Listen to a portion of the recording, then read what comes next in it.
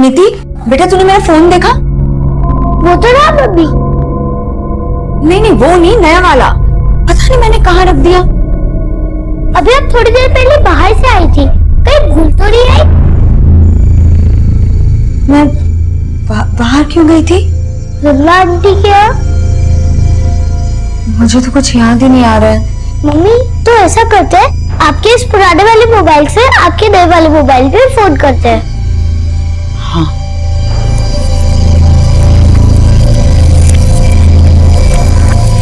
कोई फोन ही नहीं उठा रहा।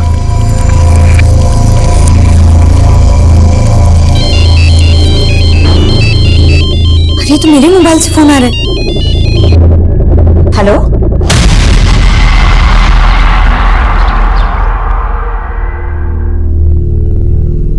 भैया इसको एक गिलास जूस देना। हेलो कहाँ हैं आप? जी आप कौन? आपका मोबाइल खो गया था, वो मुझे मिला था और उसी के लिए आप मुझसे वसंत मार्केट मिलने आने वाली थी। हाँ ठीक है भैया आती हूँ। चल बेटा। अरे तूने अभी तक जूस फिनिश नहीं किया? भैया आप जरा इसका ध्यान रखेंगे? बस मैं 2 मिनट में आ रही हूँ, ध्यान रखिएगा इसका। बेटा मैं आती हूँ। हाँ देख ली मैंने ब्लू कार, मैं आ रही हूँ।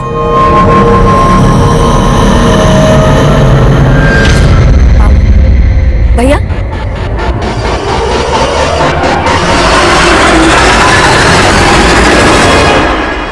बेटा तुम्हारी मम्मी 2 मिनट बोलकर गई थी, 2 घंटे हो गए, अब तक आई नहीं। कहीं गई क्या?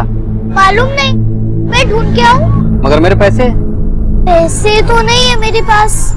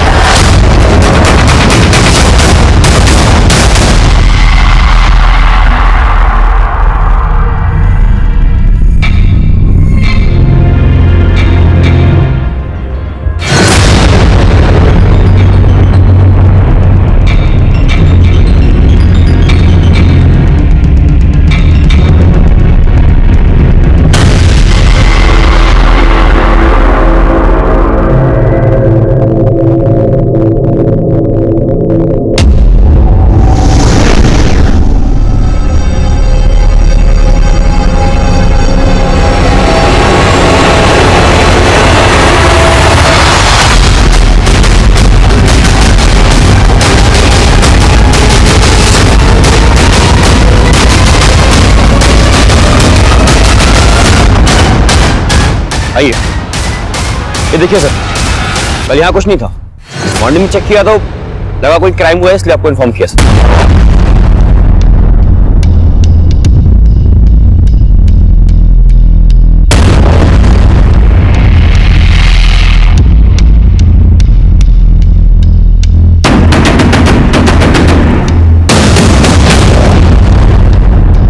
सर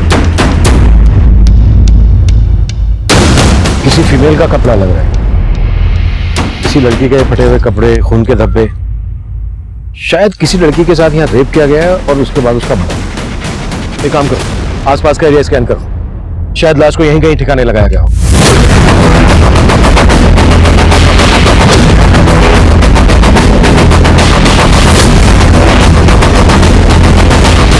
सर फिलहाल इस लेडीज फुटवेयर और फटे हुए कपड़े के अलावा यहाँ पर कुछ नहीं मिला है। जंगल काफी बड़ा है, छानबीन जारी है।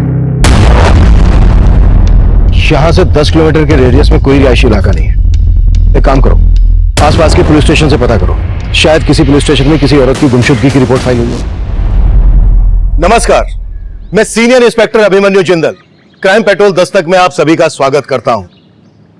आजकल अक्सर हम ऐसा महसूस करते हैं कि रिश्ते आपसी भरोसे से ज्यादा इस बात पर निर्भर करते हैं कि उस रिश्ते से रिश्ता रखने वाले को कितना और कैसा फायदा। स्वार्थ और लालच से चरमराते रिश्ते कई बार अपराध को दस्तक देते हैं। यह केस भी ऐसे ही रिश्तों के साइड इफेक्ट से जुड़ा था, जिसमें कई बड़े अपराधों की दस्तक थी। तब हमें एक सुनसान जगह पर कई ऐसे सबूत मिले जो किसी लड़की के साथ रेप और मर्डर का अंदेशा दे रहे थे, पर हमें कोई लाश नहीं मिली। तब हमें लग रहा था कि शायद हमारा अंदाजा गलत हो, लेकिन तभी एक और केस हमारे सामने आया।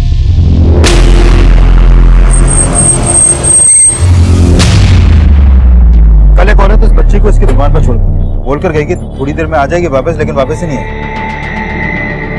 हाँ साहब, इस बच्ची को ना ही अपनी मम्मी का मोबाइल नंबर मालूम है, ना ही घर का एड्रेस। सिर्फ इतना जानती है कि कहीं लाजपत नगर में रहती। हेलो बेटा, क्या नाम है आपका? नीति। नीति बेटा, आपकी मम्मी का क्या नाम है? पुष्पा काठपाल। अच्छा बेटा, आपकी मम्मी यहाँ से कहाँ गई आपको पता है? नहीं, और कल मम्मी का मोबाइल गुम हो गया था और वो मोबाइल एक अंकल को मिला, मम्मी वही लेने आई थी। अच्छा बेटा, जिन अंकल को मोबाइल मिला, जिनसे मम्मी लेने आई थी, वो अंकल कौन है आप जानते हो? नहीं। अच्छा बेटा, आपके पापा क्या करते हैं? पापा नहीं है।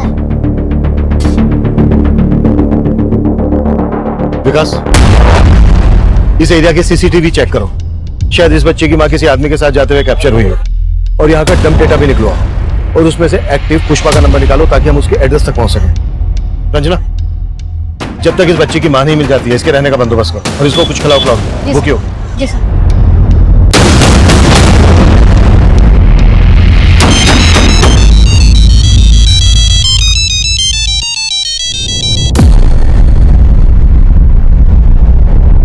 सर, नीति ने कंफर्म किया है कि यही पुष्पा कटपाल है, उसकी माँ। फिर उस मार्केट में इस आदमी के साथ एक सीसीटीवी में कैप्चर हुई थी।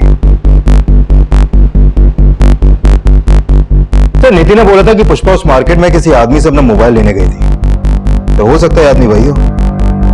लेकिन पुष्पा इस तरह से अपनी बेटी को छोड़कर किसी आदमी के साथ क्यों जाएगी? चक्कर क्या है? सीसीटीवी के इस एंगल में गाड़ी का नंबर नहीं दिख रहा है। पुष्पा का पता लगाने के लिए इस नीली गाड़ी वाले की पहचान करना बहुत जरूरी है। जिस जंगल में खून के धब्बे देखे गए थे, वहां से 1 किलोमीटर दूर एक लड़की की लाश मिली।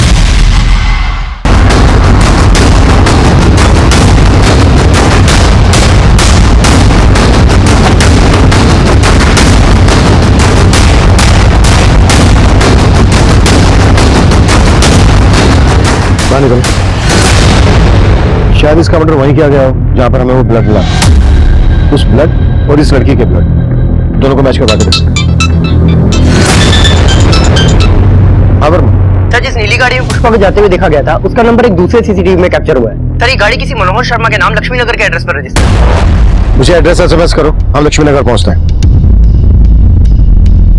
बॉडी को पोस्टमार्टम के लिए भेज दो और इस लड़की की पहचान पता करने की कोशिश करो। मौसी जी, मुझे कुछ समझ में नहीं आ रहा है। परसों रात को ही तो मेरी उससे बात हुई थी। हाय अर्ना, कैसी है तू? कैसे याद किया? तेरे देहरादून में आई हुई थी मतलब? अब कहाँ है? देहरादून में ही हूँ। एक्चुअली कुछ काम था इसलिए आना पड़ा। वैसे तो चिंता मत कर, कल सुबह तुझसे मिलकर ही वापस दिल्ली जाऊंगी। कल मॉर्निंग से मैं उसका वेट कर रही हूँ और मेरा फोन ही नहीं उठा रही है। बेटा, मुझे कुछ ठीक नहीं लग रहा, मेरा दिल बहुत घबरा रहा है। मौसी जी, जैसे ही मुझे कुछ पता चलता है ना, मैं आपको इन्फॉर्म करती हूँ। मम्मी क्या बोला दीदी ने? वही बोली जो पहले बोल रही थी। गरीबा, मेरा दिल बहुत घबरा रहा है। माँ, मुझे लगता है हमें पुलिस को इन्फॉर्म करना चाहिए।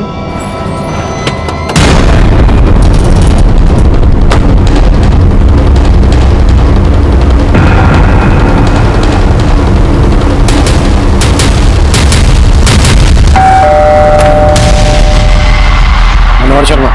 जी सर, मैं ही मनोज शर्मा। पुष्पा कटपाल का है। कौन पुष्पा खटपाल सर? मैं किसी पुष्पा खटपाल को नहीं जानता। कल तू वसंत मार्केट से उसे अपनी गाड़ी में बिठा कर ले गया और हमसे पूछ रहा है कि कौन पुष्पा कटपाल? हाँ सर, याद आया। एक पुष्पा नाम की औरत का मोबाइल खो गया था सर। बस मुझे मिला और मैं वही लौटाने गया था। भैया, अरे ये आपका मोबाइल। Thank you. मुझे तो समझ ही नहीं आ रहा कि आपका थैंक्स कैसे कहूँ। अरे इसमें थैंक्स की क्या बात है? बाय द वे, कहाँ जा रही हैं आप? मैं ड्रॉप कर दूं? एक्चुअली सर, मैं लाजपत नगर जा रहा था, तो मैंने उनसे पूछा तो उन्होंने बताया कि वो भी लाजपत नगर ही रहती है, तो मैंने सोचा ड्रॉप कर दूं। पुष्पा वहां एक जूस स्टॉल पे अपनी बेटी को छोड़कर आई थी तेरे पास, और तू कह रहा है कि वो अपनी बेटी को छोड़कर तेरे साथ चली गई। छिपा क्या रहा है हमसे, वो बोल। सर, मैं कुछ नहीं छुपा रहा। और सर, अपनी बेटी के बारे में तो उसने मुझसे कोई बात भी नहीं की। पुष्पा को जहां तूने ड्रॉप किया वो जगह दिखा।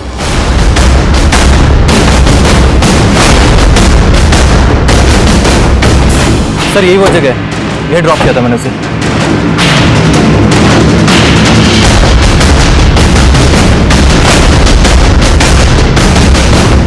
विकास,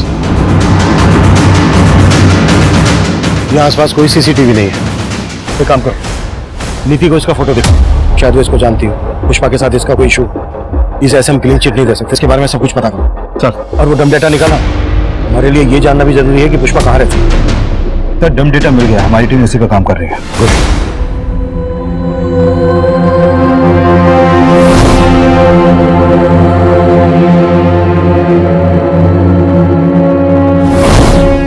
अरे नीति बेटा, आप रो मत। और आपने अपना खाना भी फिनिश नहीं किया। मुझे कुछ नहीं खाना। हाँ लेकिन क्यों नहीं खाना नीति बेटा को?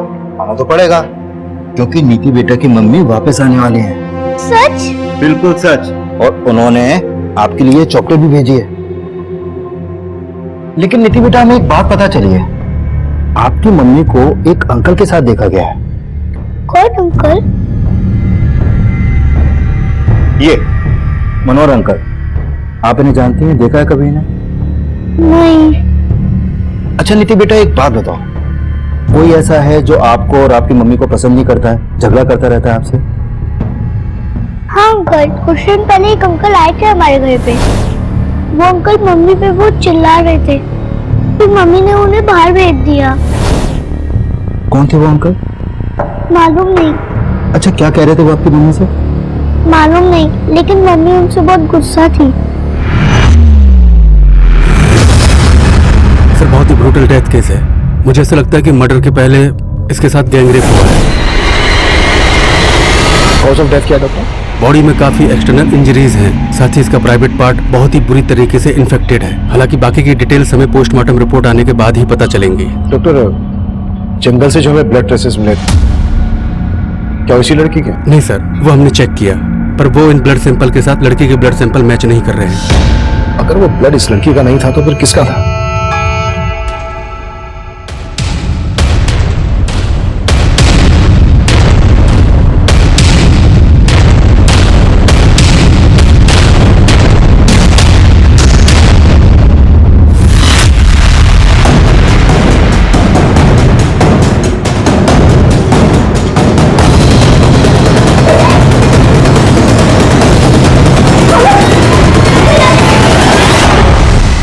सर, वसंत मार्केट के डम डेटा में पुष्पा कटवाल के 2 मोबाइल नंबर एक्टिव थे। ये देखिए सर। सर, पुष्पा का लाजपत नगर वाला एड्रेस मिल गया है। गाड़ी निकलो।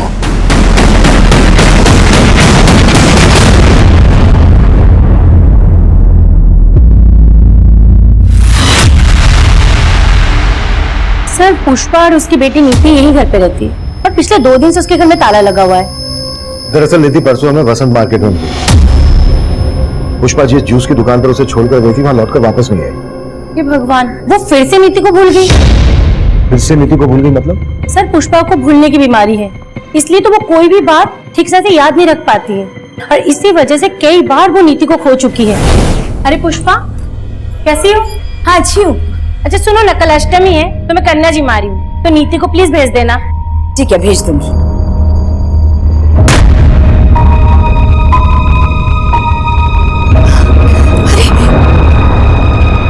नीति तुम्हारे साथ मार्केट गई थी?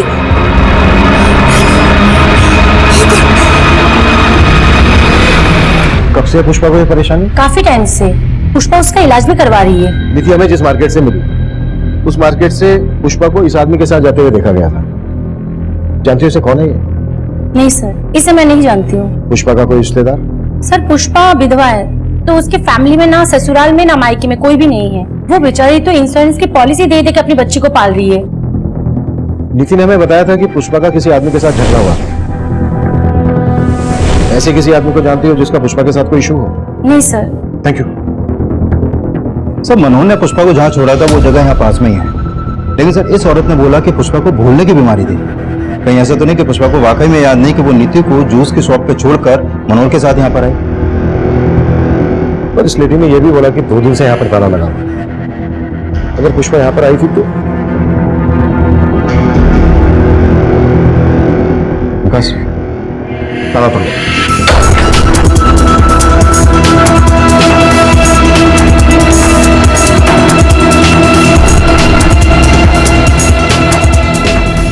सर, यहाँ तो कुछ भी सस्पिशियस नहीं हुआ। विकास, एक बात मेरी समझ में नहीं आ रही है। कोई माँ अपनी बेटी को 2 दिन तक कैसे भूल सकती है? आई फील पुष्पा किसी मुश्किल में है। एक काम करो, पुष्पा के कॉल रिकॉर्ड्स स्टडी करो, शायद हमें उस आदमी के बारे में कोई क्लू मिल जाए जिसके बारे में नितिन ने हमें बताया। सब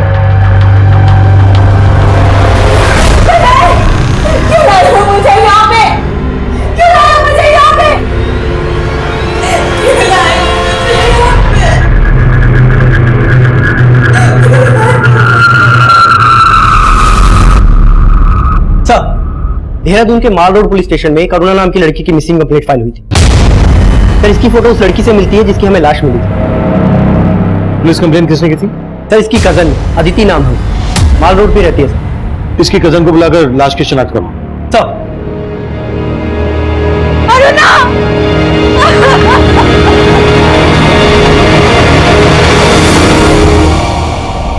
सर, अरुणा दिल्ली में रहती थी। 2 दिन पहले 7 अगस्त को किसी काम से वो यहाँ देहरादून आई थी। उसने मुझे कॉल करके बोला भी था कि मुझसे मिलने आएगी, पर वो घर आई ही नहीं। तुम्हारे अलावा देहरादून में और कहाँ आने वाली थी अरुणा? इस बार में तो मुझे नहीं पता। अरुणा दिल्ली में रॉयल स्टार होटल में काम करती थी, तो शायद उसी के किसी काम से आई होगी। अरुणा के पेरेंट्स भी दिल्ली में रहते हैं? नहीं सर, अरुणा रोहतक की रहने वाली है, तो उसके मदर और सिस्टर दोनों वही रहते हैं। तो दिल्ली में अरुणा अकेले रहती थी? नहीं सर, अपने फियांसे के साथ रहती थी। अरुणा के फैंसी का नाम क्या है और वो दिल्ली में कहाँ रहता है? सर, जनकपुरी में। अरुणा के फियांसे का नाम अजीम है। मैंने उससे बहुत कॉल किए, पर अजीम ने मेरा एक भी फोन नहीं उठाया।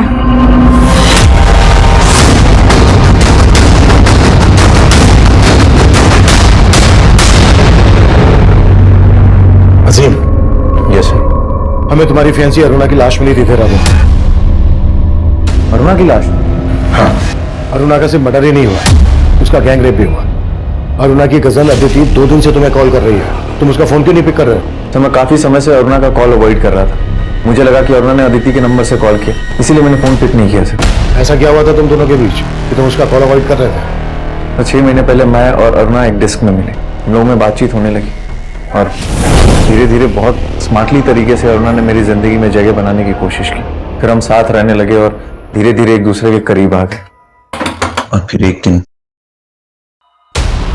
हाँ जी, अरुणा का? आप कौन? अरे हट सामने से। अरुणा, तू मुझे छोड़कर इसके साथ यहाँ मुंह मार रही है? अभी आइए, तू हट जा। ठीक अरुणा, मुझे 2 मिनट का टाइम दे रहा हूँ, अपना सामान पैक करो, मेरे साथ चल। अजीम, मैं सच में तुम्हें सब सच बताने वाली थी पहले, लेकिन मैं जा सकती हूँ। सर, अरुणा उसी दिन यहाँ से चली गई और उसके बाद मैं उससे कभी नहीं मिला। वो आदमी कौन था? क्या वो वाकई में उसका पति था?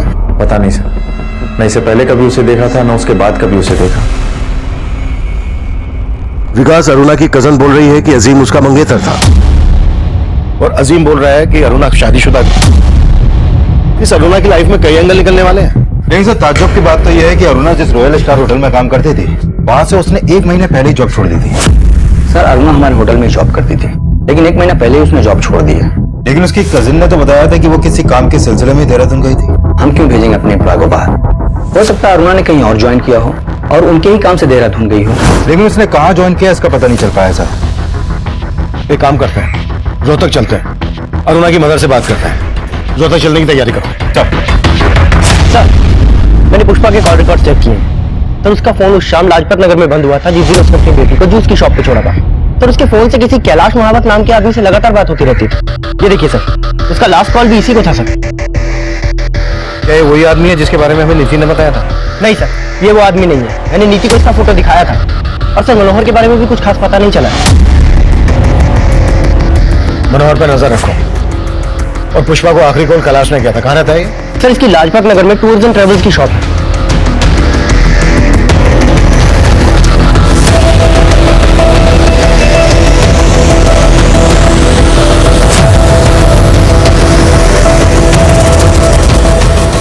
सर, ट्रैवल एजेंसी के साथ साथ मैं बीसी भी चलाता हूँ और पुष्पा हमारी उस बीसी की मेंबर थी। बीसी क्या? बीसी मतलब कमेटी सर। जो मेंबर्स होते हैं उनसे थोड़ा थोड़ा पैसा इकट्ठा किया जाता है और फिर महीने के आखिर में जिसके नाम की पर्ची खुलती है उसे वो पैसा दे दिया जाता है। 7 अगस्त की शाम को पुष्पा को तुमने फोन क्यों किया था? 7 सर, उसकी बीसी लगी थी ना इस महीने 5 लाख की, तो सभी मेंबर से पैसा इकट्ठा करके उसे पैसा देने के लिए बुलाया था। पुष्पा पूरे 5 लाख रुपए हैं, बार बार गिनने की जरूरत नहीं है। लो जूस आ गया, जूस पियो पहले।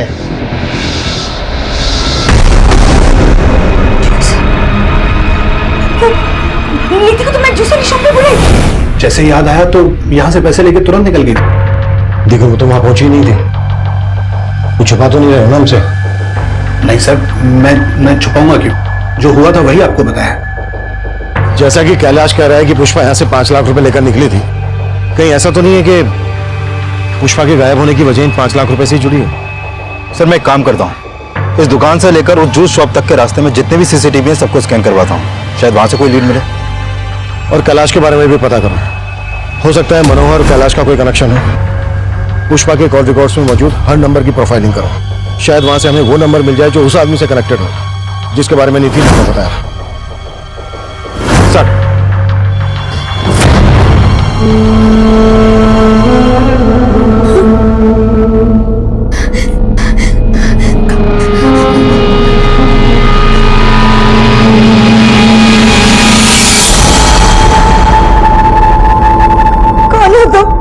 तो तेरी याददाश्त भी चली गई। मुझे यहाँ क्यों लाया हो? तो याद करूं, बिना वजह तो लाया नहीं। मुझे जाने दो, मेरी बेटी मेरा इंतजार कर रही होगी। जाने दूंगा, लेकिन इसके लिए पैसा लगेगा। मेरे पास कोई पैसा?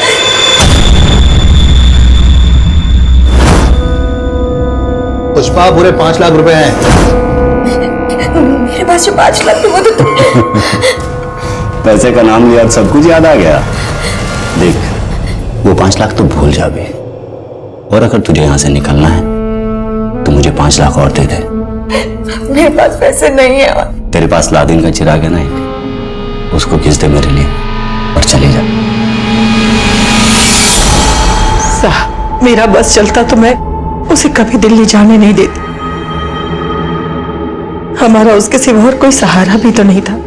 घर की पूरी जिम्मेदारी उसने अकेले अपने सर पे ले रखी थी।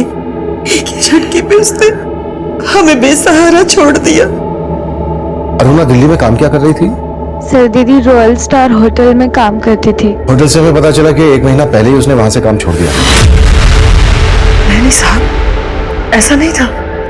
हाँ सर, दीदी ने हमें इसके बारे में कुछ भी नहीं बताया। अच्छा, अरुणा शादीशुदा थी ना? हाँ सर, लेकिन वो अपने पति के साथ नहीं रहती थी। कोई खास वजह? शादी कोई बच्चों का खेल नहीं है, जिंदगी भर का फैसला है। और विवेक तो कुछ कमाता भी नहीं है। माँ जल्दी विवेक की जॉब लगने वाली है, और मैंने भी होटल मैनेजमेंट किया है ना, तो शादी के बाद मैं भी काम करूंगी ना। जैसे ही अरुणा ने विवेक से शादी की, उसे समझ आ गया कि ना तो विवेक उसके लायक है और ना ही उसके घर वाले। जब वो पेट से हुई तो अरुणा, दीदी, क्या विवेक जी ने ये सब किया? क्या हुई मेरी बच्ची? सर उसके बाद दीदी डिप्रेशन में चली गई और उसकी वजह से दीदी का मिसकैरेज हो गया। और ये सब करने के बाद भी उसे तसल्ली नहीं मिली तो बार बार वो यहाँ आके उसे ले जाने की कोशिश करता रहा। अरे छोड़ मेरी बच्ची, छोड़। जब जी चाहा छोड़ दिया, जब जी चाहा लेने चले आए। रोक लूंगा तुम सबको, छोड़ूंगा नहीं। सर मुझे तो विवेक जीजू पे ही शक है। अदिति ने हमें बताया कि दिल्ली में अरुणा किसी अजीम नाम के लड़के से शादी करने वाली थी। अजीम? आप अजीम को नहीं जानते?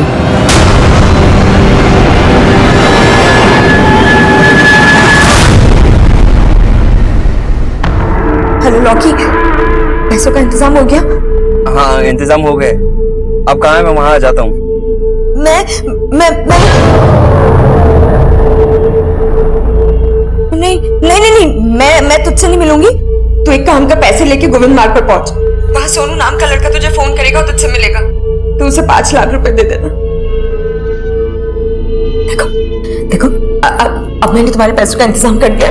प्लीज मुझे जाने दो, मेरी बेटी मेरा इंतजार कर रही होगी। पहले पैसा मिलने दे, फिर तुझे छोड़ने के बारे में सोचूंगा।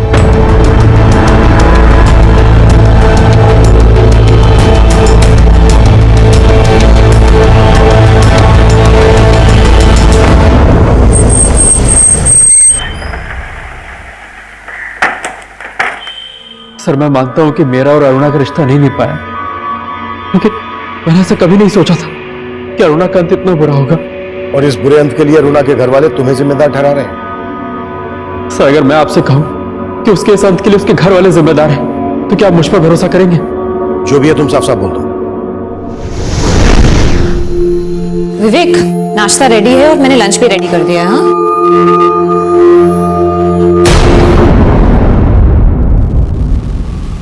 ये क्या कर रहे हो? एक बार मुझसे पूछ तो लेते मेरा ही डेबिट कार्ड यूज करने से पहले। अभी लैंडलॉर्ड को मैंने रेंट का चेक दिया है, अगर बैलेंस कम हो गया और चेक बाउंस हो गया तो? बाउंस कैसे हो जाएगा? अभी 2 दिन पहले तो हमारे अकाउंट में सैलरी आई है, पैसे कहाँ चले गए? कुछ काम था उसमें खर्च हो गए। किसमें खर्च हो गए? विवेक, जरूरी नहीं है कि मैं हर काम तुमसे पूछ के करूँ। हाँ, तो बताने में प्रॉब्लम क्या है? तुम अच्छे से जानते हो कि मैं प्रेग्नेंट हूँ, जॉब कर रही हूँ, उस घर का रेंट दे रही हूँ, खर्चा चला रही हूँ यहाँ का, और तुम अभी कुछ महीने बाद में हॉस्पिटलाइज हो जाओगी, तब क्या करोगे तुम? इसलिए बेहतर होगा कि अपना लेक्चर बंद करके ना तुम बाहर जाओ, कुछ काम ढूंढो और काम करो। सर अरुणा का घर छोड़ के जाना एक बहाना था, और उसने अपने मिस कैरेज के लिए भी मुझे ही जिम्मेदार ठहराया। तो सच तो ये कि उसे एक बच्चा चाहिए ही नहीं था। मतलब तेरे पास कई वजह थी अरुणा पर गुस्सा निकालने के लिए, और जैसे ही तुझे पता चला कि वो तुझे छोड़कर अजीम से शादी करने वाली है, तेरा खून खोल उठा और तूने नहीं सर, मैंने ऐसा कुछ नहीं किया है। कुछ नहीं किया है तो 1 महीना पहले अजीम के घर से कहाँ लेकर गया था तू अरुणा को? सर मैं गया था उसे लेने, लेकिन वो मेरे साथ आने के लिए तैयार नहीं हुई। तो बाद में अरुणा से कभी नहीं मिला।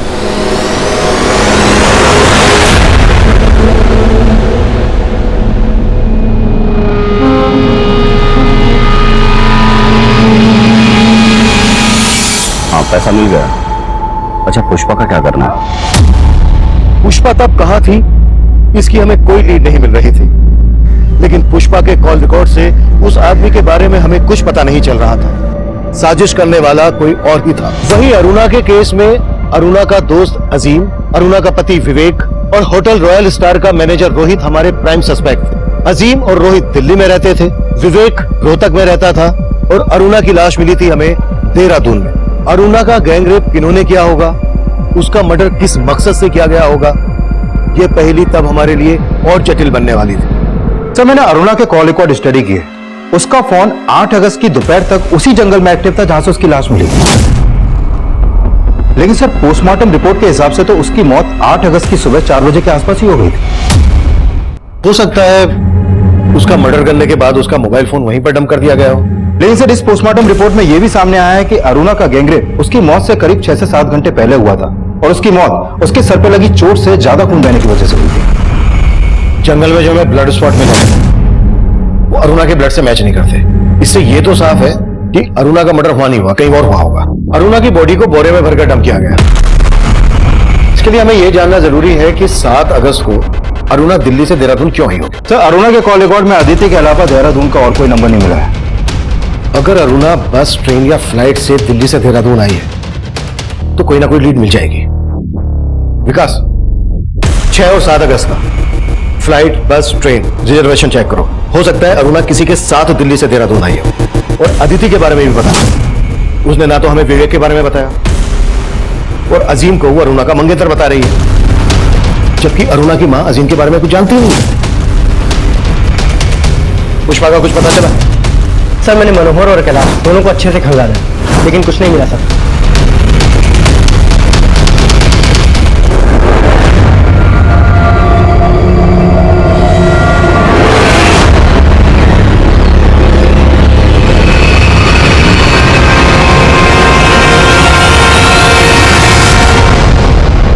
सर ये अरुणा 7 अगस्त की शाम को ट्रेन से देहरादून आई थी, और उस टिकट के पीएनआर नंबर में सिर्फ अरुणा ही अकेली पैसेंजर थी। लेकिन सर उसने ये टिकट दिल्ली के वनराज टूर्स एंड ट्रेवल्स से करवाया था, और उस टूर्स एंड ट्रेवल्स का मालिक ये संदेश नाम का लड़का है। सर इस अरुणा की संदेश से ही फोन पर काफी बातें होती थी। सर अरुणा अक्सर मुझसे टिकट बनवाया करती थी, इसलिए हमारी फोन पर बात हो जाती थी। ऐसे कितने टिकट करवाती थी? जो टेलीफोन करती थी, छुपा तो नहीं रहा ना हमसे? नहीं सर, लेकिन हाँ सर, वो अक्सर दिल्ली से बाहर जाते रहती थी। तो संदेश का कहना सही है। मैंने चेक किया, ये अरुणा मोस्टली हर वीकेंड पे इंडिया के अलग अलग स्टेट में ट्रेन और फ्लाइट से ट्रेवल करती थी। और बात सर, प्रगति रोड के पास वाले जंगल में पुष्पा की लाश मिली। नीति की मां पुष्पा कटवाल का मर्डर हो गया था और तब हम उसके कातिलों से पूरी तरह बेखबर थे। वहीं दूसरी तरफ अरुणा रेप और मर्डर केस में हमारी कोशिश एक चौंका देने वाला घुमाव लेकर आई। सर, हमारे खबरियों ने वनराज टूर्स एंड ट्रेवल्स वाले संदेश की बिल्डिंग लगाई तो पता चला कि संदेश एक पिंप है। वो कई हाई प्रोफाइल लोगों को एस्कॉर्ट प्रोवाइड करता है।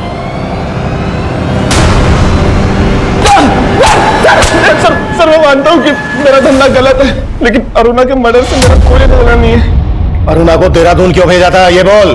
क्योंकि वो मेरे लिए काम करती थी, वो भी एक एस्कॉर्ट थी। अरुणा एक प्रोस्टिट्यूट थी? हाँ सर, वो सिर्फ नाम के लिए रॉयल स्टार होटल में काम करती थी, और उस होटल का जो मैनेजर है रोहित, वो भी मेरे धंधे में इन्वॉल्व है। सर, अरुणा अपने क्लाइंट के साथ मेरे होटल आया करती थी, उसे वो क्लाइंट संदेश ही दिलवाता था। इसके अलावा मेरा कुछ लेना देना नहीं है सर। अरुणा कब से काम कर रही थी तेरे लिए? करीब 1 साल से। वो रोहतक से मेरे पास जॉब मांगने के लिए आई थी। देख अरुणा, अगर तू चाहे तो लाख रुपए महीना कमा सकती। पर कैसे? सर मैंने उसे एस्कॉर्ट बनने का ऑफर दिया था। पहले तो वो चली गई, लेकिन फिर कुछ दिन बाद वापस लौट के आई। देखो अरुणा, शुरू में ना थोड़ी हिचक होती है, पर तुम टेंशन मत लो। हाँ, बस तुम्हें ना थोड़ा अपना मेकओवर करना पड़ेगा। कि मैं उसे दिल्ली के बाहर अपने क्लाइंट्स के पास भेजने लगा। 7 अगस्त को देहरादून तूने अपने किस क्लाइंट के पास भेजा था अरुणा को? सर वो क्लाइंट मेरा नहीं, देहरादून के मेरे एक आदमी का था। तेरे किस आदमी का? कैलाश महावत।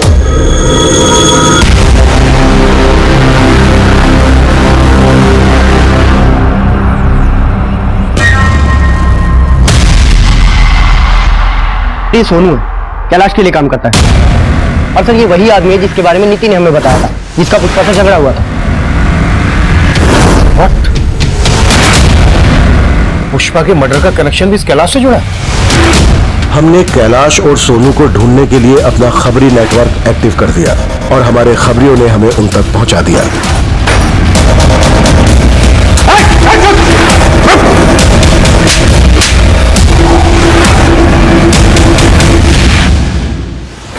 सर, अरुणा के मर्डर में मेरा कोई हाथ नहीं है सर।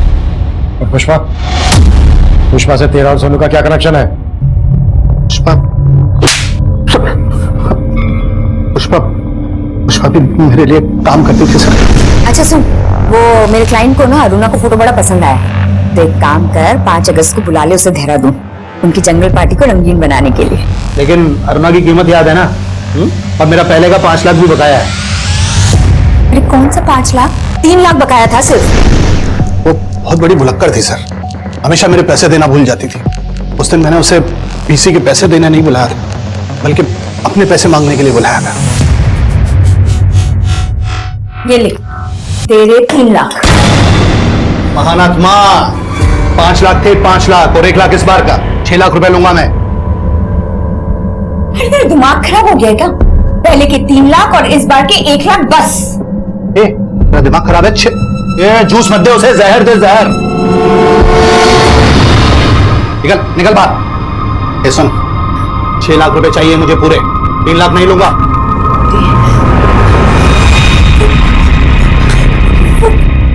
नीति को तुमने जूस शॉप पे बुलाया? एक मिनट, ये होशियारी किसी और को बताना समझी?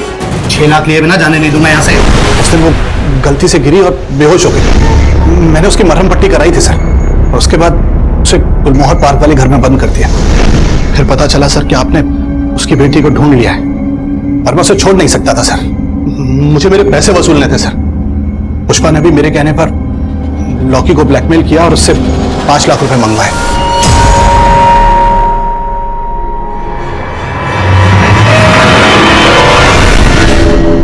लॉकी कौन है? लॉकी पुष्पा का एक क्लाइंट सर। पुष्पा ने अरुणा को उसके पास भेजा था, और हमें पूरा यकीन था सर उसका मर्डर, गैंग रेप वगैरह सब लॉकी ने किया था। तो तू कह रहा है कि अरुणा का मर्डर लॉकी ने किया? जी सर। काम लगा है लॉकी?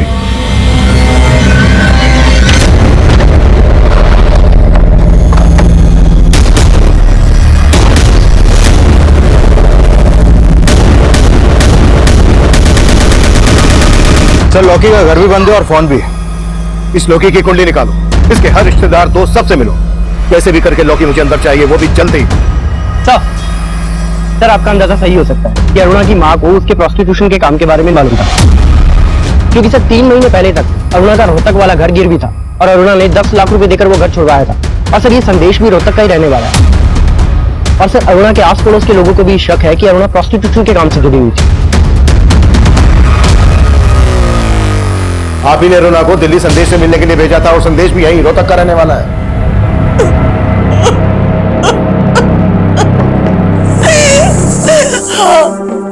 हाँ मैं अरुणा की कसूरवार हूँ। क्या करती मैं?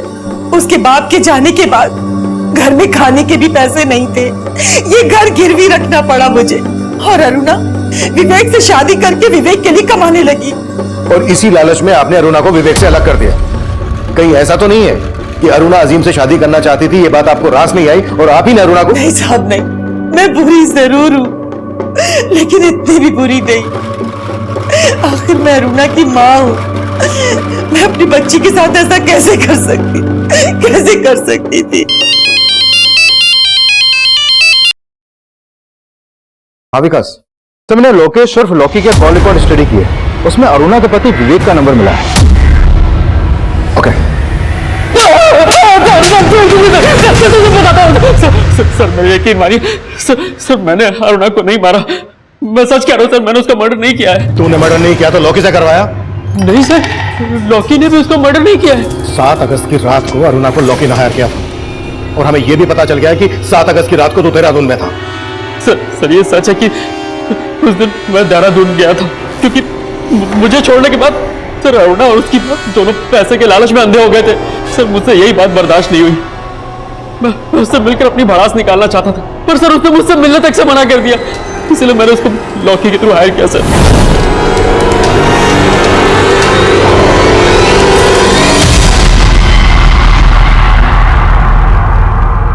क्यों चौंक गई? पर मुझे तो छोड़ चुकी है तू, मेरी बीवी तो रही नहीं, प्रोस्टिट्यूट है ना। और आज हम सब तेरे कस्टमर्स। क्या बना दिया है तुझे? विवेक मैं जानती हूँ मेरे पास तुम्हारे किसी भी सवाल का कोई जवाब नहीं है। चलो रे, हो गई हमारी बातचीत। जो काम करने आए हो ना, वो काम करो। विवेक तुम ये क्या? और सर अरुणा ने मेरे फ्रेंड को इंजर्ड कर दिया था। सर मैं सच कह रहा हूँ सर मैंने अरुणा को नहीं मारा। तू ऐसे नहीं बोलेगा ना? बोल, लॉकी और बाकी के दोस्त कहां हैं तेरे?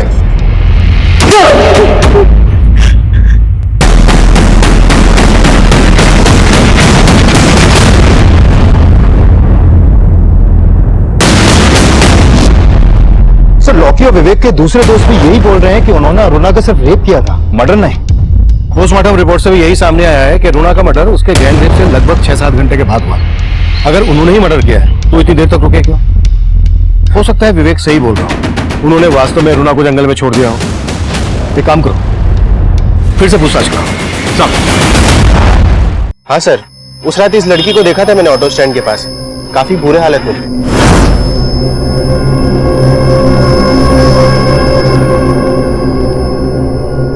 सर तब वो वहां से एक ऑटो से निकल गई। हाँ साहब, उस रात ये लड़की मेरे ऑटो में बैठी थी, उसके साथ कुछ तो गलत हुआ है साहब, उसकी हालत ठीक नहीं थी। कहाँ छोड़ा था इस लड़की को, बता सकते हो?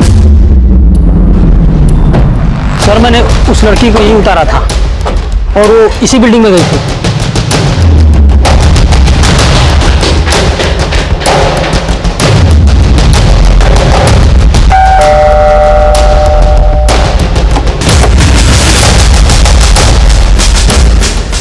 सर मैं मानती हूँ अरुणा यहाँ आई थी, पर मैंने उसे नहीं मारा। तो फिर किसने मारा?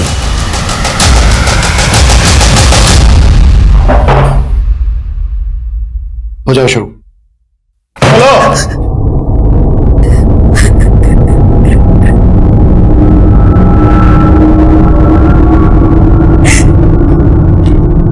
सर, मुझे अरुणा दीदी से नफरत हो गई थी। सबको लगता था कि जैसे वो ये सब काम करती, मैं भी। सब मुझे गंदी नजरों से देखते थे।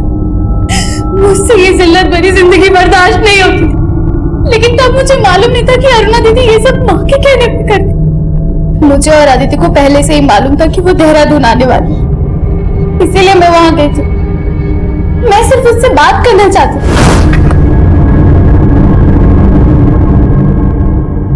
अरुणा,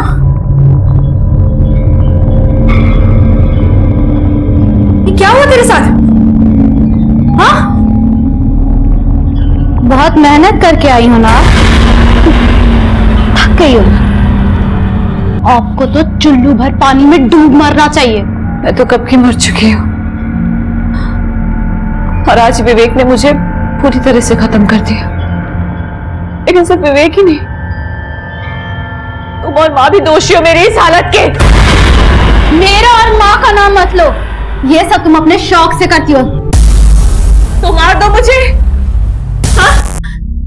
जो विवेक नहीं कर पाया तुम लोग कर दो। विवेक से नहीं करा रही है? हाँ, लेकिन पति बन के नहीं, ग्राहक बन के मिला था वो मुझसे आज।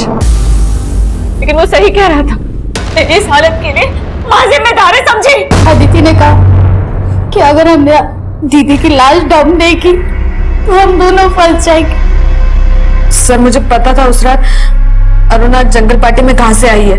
उसने बोला कि विवेक ने उसका रेप किया है, तो हमने सोचा उसकी बॉडी वहीं डंप कर देते हैं, इसलिए मैंने अपने फ्रेंड से उसकी कार बोरो की। सर, माना मैंने अरुणा दीदी को मारा, लेकिन उनका दम घुटने वाली माँ ही थी।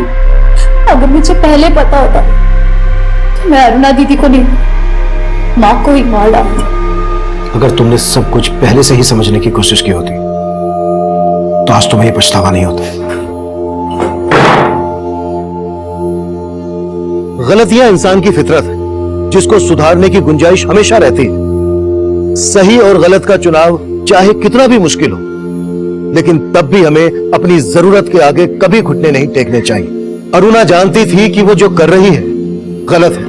उसने इस दस्तक को महसूस करके अजीम के साथ एक नई शुरुआत करने का फैसला किया, पर मुश्किल वक्त के इम्तिहान में वो हार गई और उसे हराने वाले हर लिहाज से गलत साबित हुए। अजीम अरुणा की मजबूरी को धोखा समझ रहा था और विवेक ने अरुणा की मजबूरी का तमाशा बना दिया, उसे अपनी घिनौनी हवस से दागदार कर दिया। अरुणा की मां अरुणा की मजबूरी से अपना स्वार्थ पूरा कर रही थी और गरिमा ऐसी गलतफहमी का शिकार हुई कि उसने अरुणा का मर्डर कर दिया।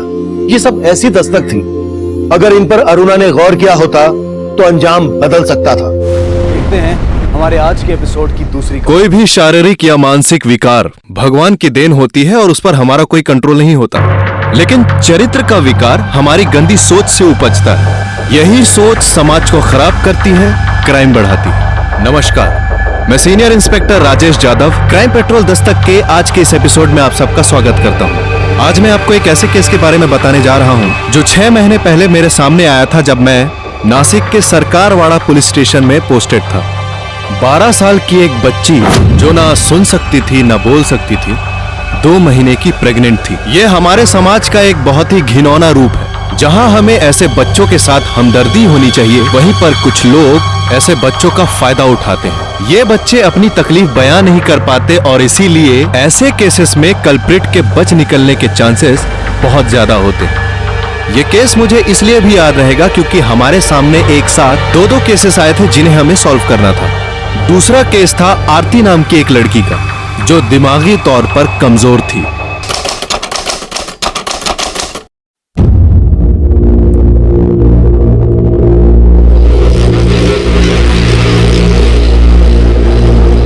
बेटा, बहू तेरा इंतजार कर रही है। अपनी जिंदगी की नई शुरुआत कर, जा अंदर।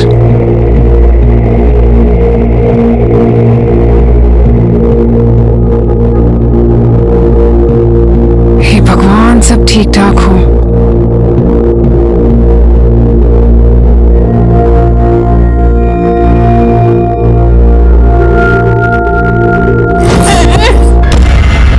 ये अच्छा नहीं है, अंधेरा ही अंधेरा और डर भी लग रहा है।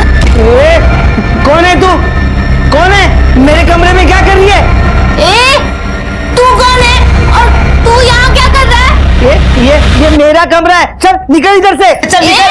झूठे जा, ये मेरा कमरा है, आंटी ने बोला जा तू। हाँ आंटी आप कितनी गंदी हो, कितनी गंदी बातें करती है। मैं नहीं करूंगी ये सब। अरे बेटा अब तेरी शादी हो गई है, अब ये गंदी बातें नहीं होती है, समझा कर। नहीं नहीं नहीं, मैं नहीं करूंगी। मैं मम्मी पापा को बोल दूंगी आप मुझे गंदी बातें बोल रही थी। पापा ने मुझे यहाँ खेलने भेजा था सिर्फ। तो बेटा ये भी तो एक खेल ही है जो अब तुझे मोहित के साथ खेलना है। नहीं नहीं नहीं नहीं, मुझे कुछ नहीं सुनना। वो बहुत गंदा लड़का है, उसने मुझे मारा, मुझे कुत्ता बोला और मेरी बाल भी खींचे। मैं नहीं करूंगी। मुझे नहीं नहीं नहीं, मेरे को नहीं सुनना। मुझे कुछ मत बोलो, मत बोलो।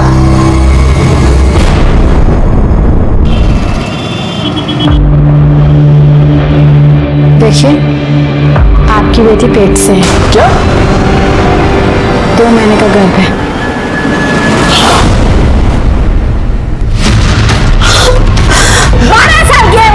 उसे पता तक नहीं है कि उसके साथ हुआ क्या है। एक तो ठीक से उसका ध्यान नहीं रखा, ऊपर से उसी को ब्लेम कर रहे हो।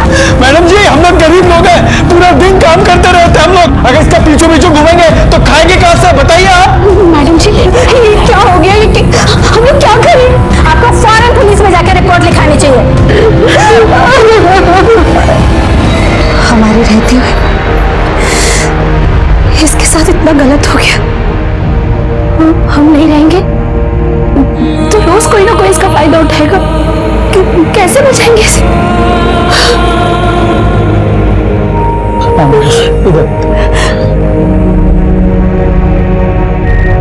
मुझसे काम में मार देते इसे, खत्म कर देते। बेटी है वो, ऐसे कैसे बोल रही मार देते? मेरी भी बेटी है, फिक्र है मुझे इसकी। अरे मैं समझ नहीं पा रहा हूँ कि क्या करूँ इसके साथ।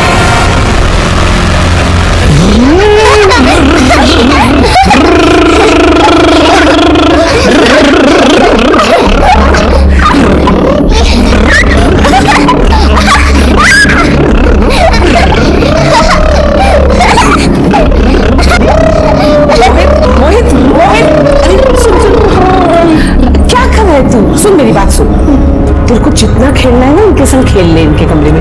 मैं आके ये भी नहीं बोलूंगी कि सो जा मोहित सो जा। अरे तुम दोनों बोलो ना ऐसे कि चलो हमारे कमरे में। चलो ना चाची, चलो ना चाची,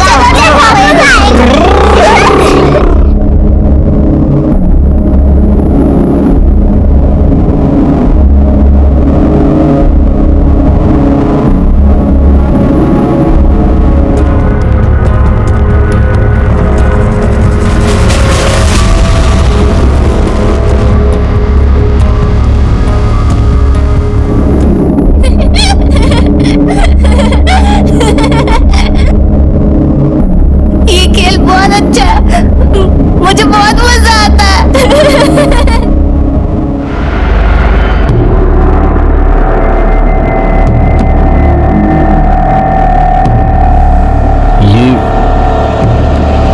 ये 12 साल की बच्ची 2 महीने की प्रेग्नेंट है।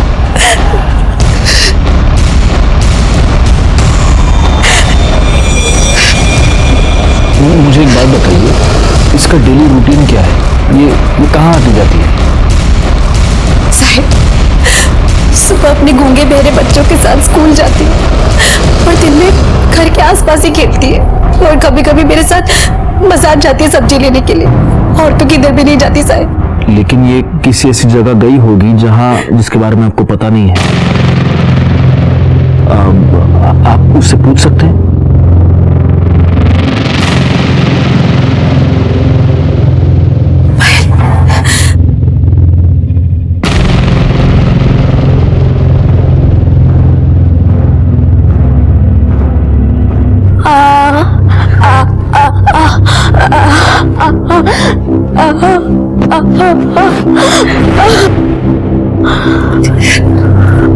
साहिब बोल रही है किधर घर बनने का काम चालू है, उधर ही गई थी। सर मतलब किसी कंस्ट्रक्शन साइट पर? लेकिन सर ऐसे तो पूरे शहर में न जाने कितनी जगह काम चल रहा होगा। हो सकता है गलती से ये किसी कंस्ट्रक्शन साइट पर गई हो और वहीं पर उसके साथ किसी ने। बोरे भाई एक काम करो, बच्ची को अपने साथ ले जाओ और आसपास की जितनी भी कंस्ट्रक्शन साइट्स हैं सब पर चेक करो। हो सकता है ये कल्प्रिट को पहचान ले। Yes sir. और आप प्लीज जितनी जल्दी हो सके इसका अबॉर्शन करवा लीजिए, क्योंकि जितने दिन बीतते जाएंगे कॉम्प्लिकेशन और बढ़ेगी, बच्चे की जान को भी खतरा हो सकता है। ठीक है सर।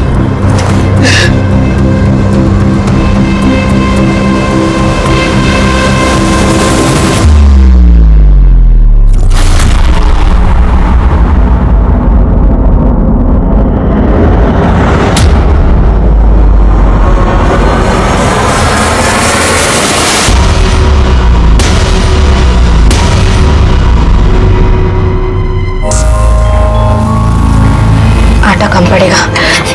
सुनो, अरे आटे की थैली निकालना ऊपर से, जल्दी थोड़ा।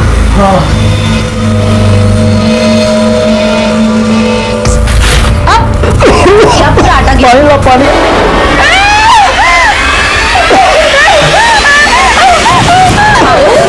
अरे क्या हुआ? अरे बाबा उसने वो आटा गिरा ना, भूल से सा दिख रहा है, इसके लिए वो डर गई। वो तेरा बाबा कुछ नहीं, कुछ नहीं।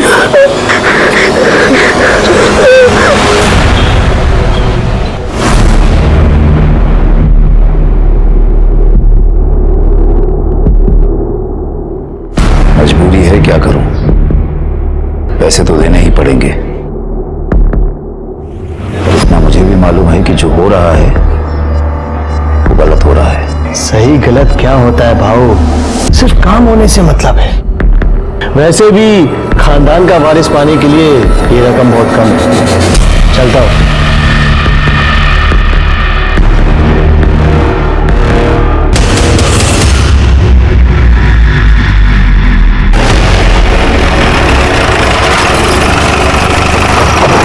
पकड़ो सबको, राउंड अप पे लो। उठ, खड़ा हो जा। पायल ये था, देख इसमें से कोई था क्या? देख डरना मत, बता दे।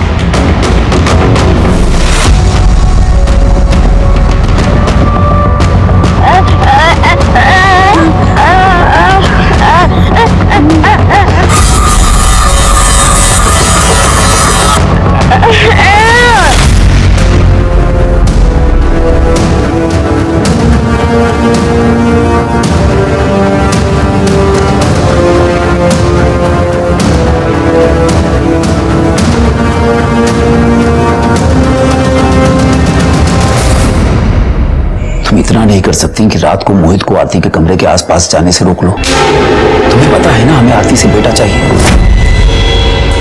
और अगर उसे बेटी हुई तो? कैसी बातें कर रही हो बहू, देखना इस वक्त बेटी नहीं बेटा ही होगा। और अगर इस बार भी बेटी हुई ना तो मैं अपने हाथों से उसका गला घोंट दूंगा। देखना सब कुछ अगर ठीक ठाक चलता रहा तो इस घर को बहुत जल्द एक वारिस मिलेगा।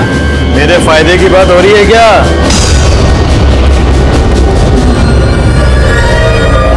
बैठने की जरूरत नहीं है,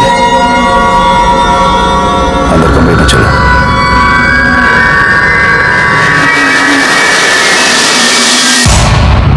आजा पायल, चल कुछ नहीं होगा, आजा बैठ जा बेटा आराम से।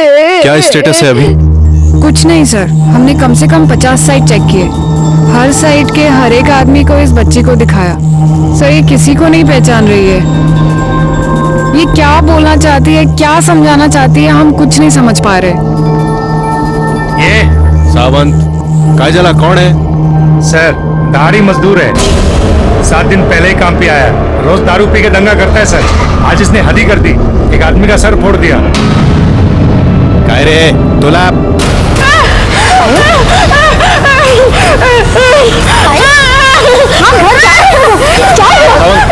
एक काम करो, इसको ले जाओ और उसको बिठा के रखो। सर चल।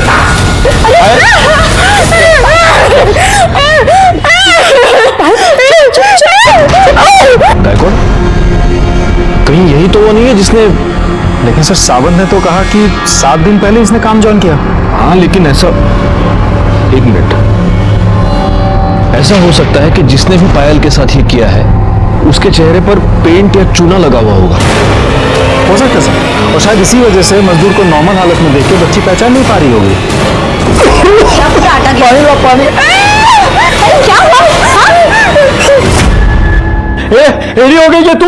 हाँ, कुछ भी मत बोल, समझे क्या? फिर तुम्हें उस दिन आटे में लिपटा देकर पायल चिल्लाई क्यों? अरे मुझे क्या मालूम क्या कुछ चिल्लाई हुआ? लेकिन मुझे मालूम है, आज पुलिस स्टेशन में भी उन लोगों ने एक आदमी को पकड़ा था जो पेंट में लिपटा हुआ था और पायल उसे देखकर चिल्लाई। ऐसा हो सकता है कि जिसने भी पायल के साथ ये किया है उसके चेहरे पर पेंट या चूना लगा हुआ होगा। और पायल तुम्हें ही देखकर चिल्लाई थी और तभी मैं समझ गई कि पायल के साथ ये गंदा काम तुमने ही किया है। पागल, हाँ? मेरे पे उसने आटा गिरा था क्या नहीं? और रोज गिरता है मेरा अंदर आटा। एक बात बताओ, जब भी तुम चक्की से आते हो और आटे में लिपटे हुए होते हो वैसे ही दिखते हो कि नहीं? और तभी मैं सोचूं कि आजकल नहा धो के क्यों आ रहे हो? देख तू परेशान है, मेरे को मालूम है पायल को लेके। उसके लिए मेरे ऊपर इल्जाम मत लगा, मेरी भी बेटी है वो। मैं इल्जाम नहीं लगा रही हूँ, तुमने ही पायल के साथ गंदा काम किया है। हाँ, और तभी मैं सोचूं कि उसे मारने की बात क्यों बोल रहे थे? मार देते इसे, खत्म कर देते ताकि तुम पकड़े ही ना जाओ। एक और लो, खूब टिकट आए सर, बस बस। अरे तो क्या हुआ, लो लो, एक बस है सर, बस। क्या तुम भी गायकवाड़? कोटवारी कंस्ट्रक्शन साइट पर एक लड़की की लाश मिली है।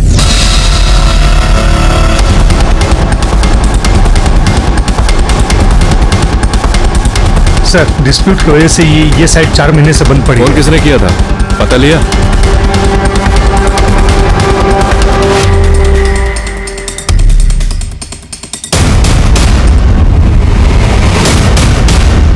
ये हटाना जरा। गले पर निशान भी है और सूजन भी, लगता है गला दबाकर मारा गया है। कपड़ों की हालत देखकर लगता है कि इसके साथ जबरदस्ती हुई है। सर लाश की हालत देख के तो लगता है मर्डर कम से कम 2 से 3 दिन पहले किया गया होगा।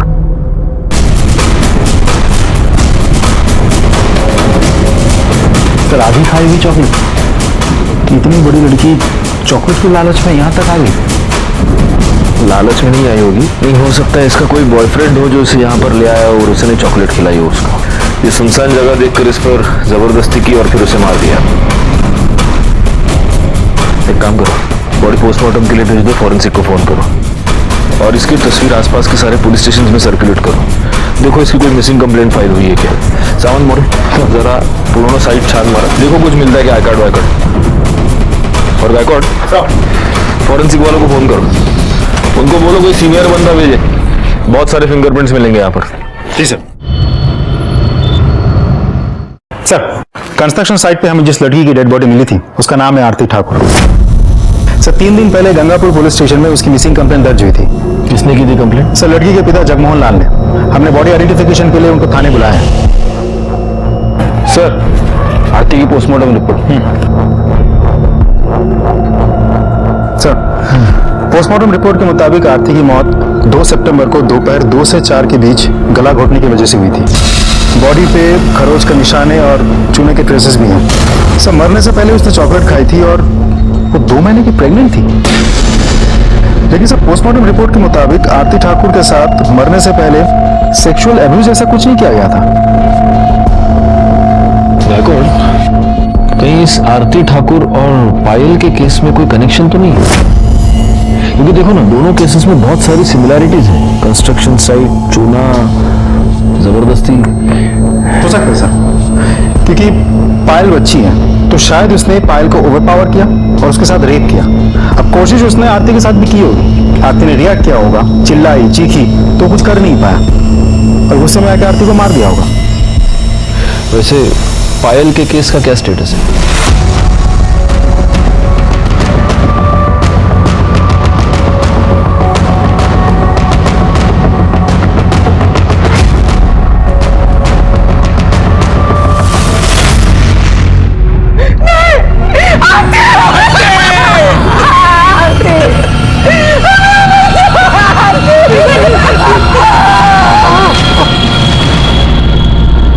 बच्चे को मेंटल प्रॉब्लम था, उसकी उम्र तो बढ़ गई थी लेकिन दिमाग नहीं।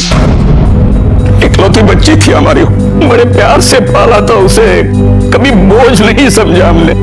हमें पता था कि सारी उम्र हमें उसकी देखभाल करनी है, क्योंकि बाकी सारी लड़कियों की जैसी उसकी शादी कभी नहीं हो सकती थी।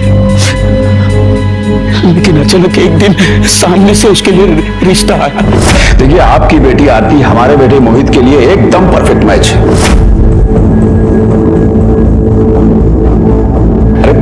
अरे हमें पता है आपकी बेटी में थोड़ा बचपना है ना, कोई बात नहीं, हमारा बेटा मोहित भी तो कुछ ऐसे ही है।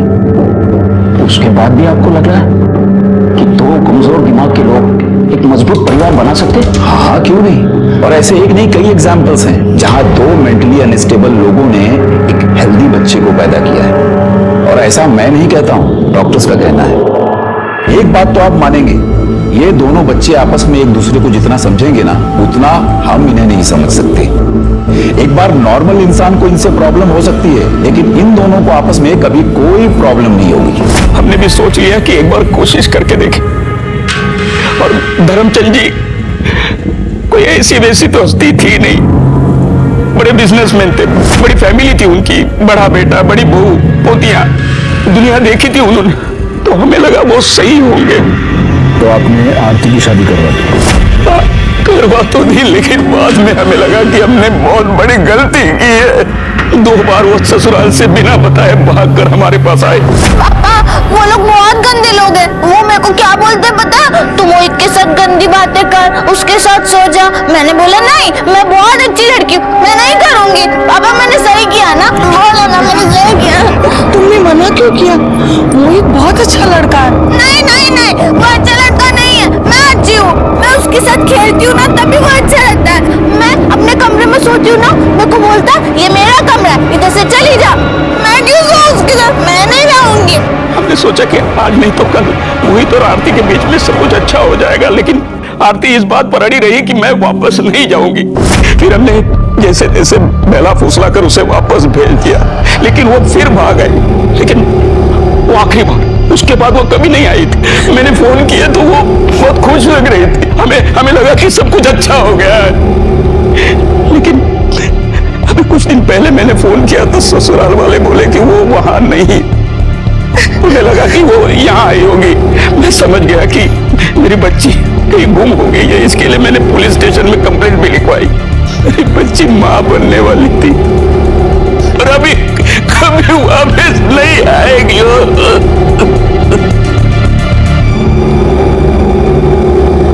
देखो, तुम लोगों में से कोई भी इस लड़की को जानता है तो अब भी बता दो, बाद में मौका नहीं दूंगी।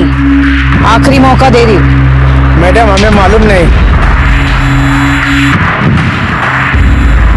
मैडम, मेरी बच्ची को रो रो के बुरा हाल, क्या करूं कुछ समझ में नहीं आ रहा।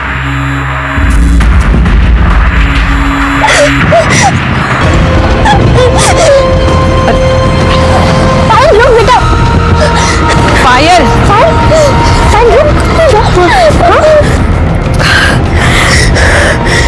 मैडम, पायल बहुत परेशान हो गई है, मैं उसे घर ले जाकर थोड़ा आराम करने देती हूँ। देखिए, आप उसको लेके जा सकते हैं, लेकिन उससे पहले इसे पुलिस स्टेशन चलना पड़ेगा। तो क्या रोज रोज का नाटक लगा रखा है? मेरी बच्ची के साथ गलत हुआ है, जिसने गलत किया उसे तो आप लोग पकड़ नहीं रहे, लेकिन हम लोग को रोज रोज हाजिरी लगानी पड़ रही है। देखिए, ये प्रोसीजर चल पाए, आज इनका नाटक खत्म कर ही देते हैं। साहब, बहुत हुआ साहब, हमें और जांच नहीं करवानी, हमें अपना केस वापस लेना है। केस वापस लेना है? हाँ साहब। हम उस आदमी को ढूंढने की कोशिश कर रहे हैं जिसने आपकी बच्ची के साथ।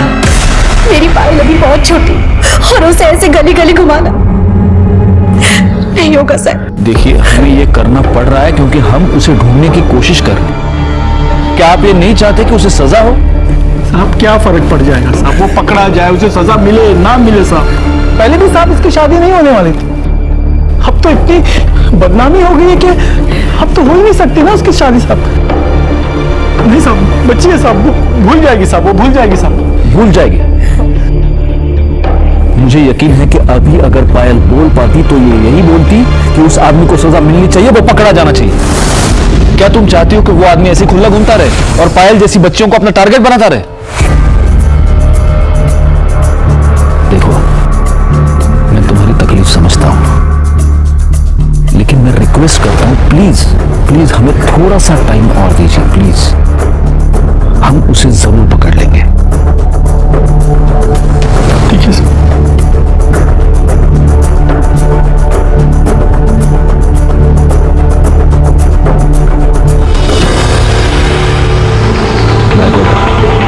जल्दी से जल्दी ये केस सॉल्व करना है। लेकिन सर कैसे? कोई लीड, कोई क्लू हाथ ही नहीं लग रहा है, कैसे सॉल्व करें सर? मिलेगा मिलेगा, कोई ना कोई क्लू तो जरूर मिलेगा। हो सकता है आरती के केस में मिले, हो ना हो इन दोनों केसेस में कुछ ना कुछ तो कनेक्शन है। पायल बोल नहीं सकती, सुन नहीं सकती, आरती दिमागी रूप से बच्ची थी, यानी कि दोनों ऐसे दरिंदे के लिए इजी टारगेट्स थे। पायल पर किसी कंस्ट्रक्शन साइट पर रेप हुआ और आरती की लाश भी हमें मिली एक कंस्ट्रक्शन साइट पर। चूने से लथपथ आदमी को देखकर पायल रिएक्ट करती है। आरती की बॉडी पर हमें चूने के ट्रेसेस मिले। हो सकता है वो आदमी आरती को चॉकलेट का लालच देकर कंस्ट्रक्शन साइट पर ले गया है। वहां उसने आरती पर जबरदस्ती करने की कोशिश की। आरती ने चीखा, चिल्लाया और उसने आरती को मार दिया। काम करो गायकवाड़, फॉरेंसिक वालों को पूछो वो जो चॉकलेट का रैपर था उस पर किसी के फिंगरप्रिंट्स हैं क्या? हो सकता है ये किसी सीरियल रेपिस्ट का काम हो।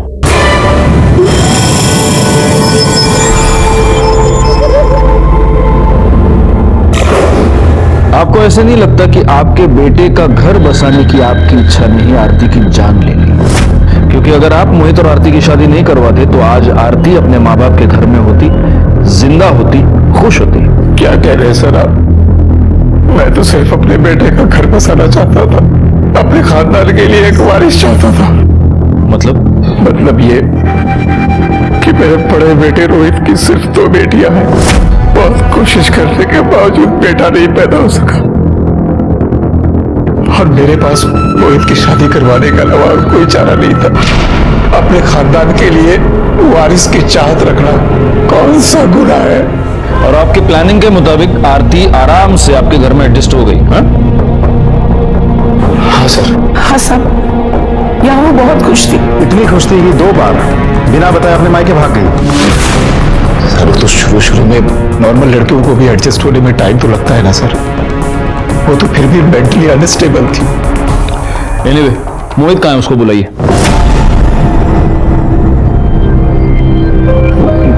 वो तो नहीं है सर। नहीं है मतलब? कहाँ गया?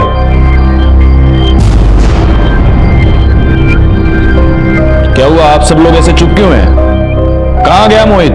हाँ मालूम नहीं सर, कहाँ है वो? मतलब सब वो जब से आरती गई है वो एकदम उदास हो गया था। घर में, बाहर, मोहल्ले में, हर जगह आरती घर से निकल गया और लौट कर नहीं आया। तो आप लोगों ने उसकी मिसिंग कंप्लेंट फाइल की है? हाँ सर। बड़े कमाल के लोग हैं। बेटा गायब हो गया तो उसकी मिसिंग कंप्लेंट फाइल कर दी, और जब बहू गायब हुई तो कोई कंप्लेंट फाइल नहीं की। पायल रेप केस डेड एंड पर पहुंच चुका था और आरती के केस में भी हमारे हाथ कुछ नहीं लग रहा था। जहां पर आरती की डेड बॉडी मिली थी वहां पर कोई सबूत, कोई गवाह नहीं था। और जहां पर पायल रहती थी उसके पास वाली कंस्ट्रक्शन साइट पर 50 से 60 मजदूर काम करते थे। उन सबके डिटेल्स निकालने का काम बहुत ही मुश्किल था, लेकिन फिर भी हमने उम्मीद नहीं छोड़ी थी। दूसरी तरफ मोहित का अचानक से गायब होना खटक रहा था, लेकिन चूंकि उसकी मिसिंग कंप्लेंट फाइल हो चुकी थी हम उसकी भी तलाश कर रहे थे। और तभी किस्मत ने हमारा साथ दिया और हमारे हाथ एक ब्रेक थ्रू लगा।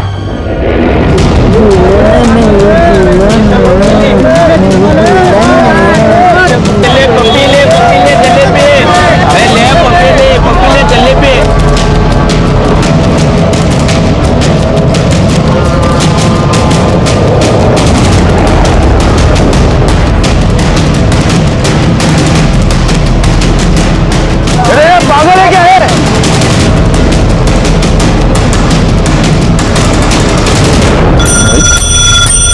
मोहित मोहित हे मोहित, ये गायकवाड़ अंकल है ना, इन्होंने तुम्हें पहचान लिया। नहीं तो ये सावन काका ये तो तुमको जेल में डाल देते। ये गायकवाड़ अंकल ने पहचान लिया कि ये तो मोहित है, अपनी आरती का हस्बैंड।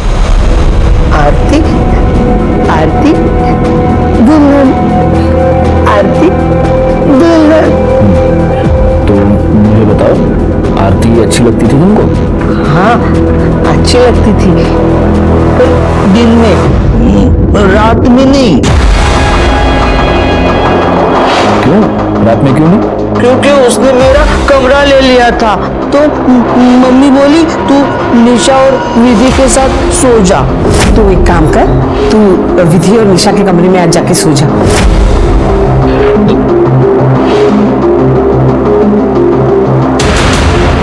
मतलब उस दिन के बाद तुम और आरती उस कमरे में साथ में कभी नहीं सोए? लेकिन वो हर रात ना खेल खेलती थी किसी और के साथ। ये खेल बहुत अच्छा है, मुझे बहुत मजा आता है। खेल? किसके साथ? वो मुझे नहीं पता। एक दिन मैं देखने के लिए गया तो मम्मी ने मुझे रोक दिया, बोली तू खेल में डिस्टर्ब मत कर। तू यहाँ क्या कर रहा है इस समय?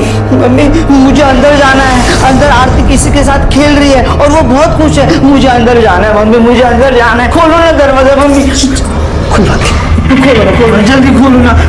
लेकिन मेरी बात सुन, अगर तू अंदर खेलने गया ना तो फिर मैंने जो मोतीचूर के लड्डू बनाए ना वो मैं विधि और निशा को दे दूंगी, तुझे नहीं दूंगी। चल तू खेल। नहीं मम्मी, मोतीचूर के लड्डू मुझे चाहिए, मुझे वो बहुत पसंद है। दो ना मम्मी मुझे लड्डू, दो ना मोतीचूर के। चाहिए ना लड्डू? तो चल चल चल मेरे साथ।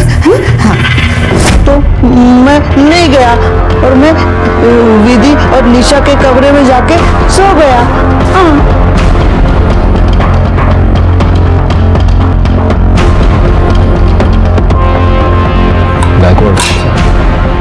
खेल, समझ रहे हो गायकवाड़? मतलब इस खेल के नाम पर धर्मचंद की फैमिली में कोई क्राइम हो रहा था और अब पूरी की पूरी फैमिली हमसे ये छुपाने की कोशिश कर रही है।